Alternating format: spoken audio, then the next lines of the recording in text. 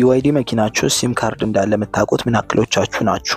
የመኪናችሁን የፊት ስክሪን ከላይ ስታዩት እዚህ ጋር ኖ ሲግናል የሚል ወይም ባሩ 0 ነው ታዩታላችሁ።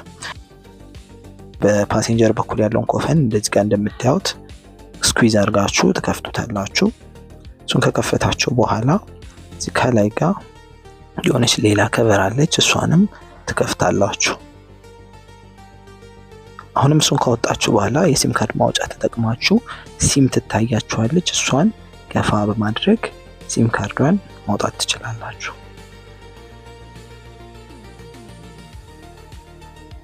አሁን ሲም ካርዳችሁ ወጥቷል። የኢትዮጵያ ሲም ካርድ ከታችሁ መልሳችሁ በመክተት ስክሪናችሁን ድጋሚ ቼክ ስታደርጉት ሲግናሉ መጥቶ የምትመለከቱት ይሆናል።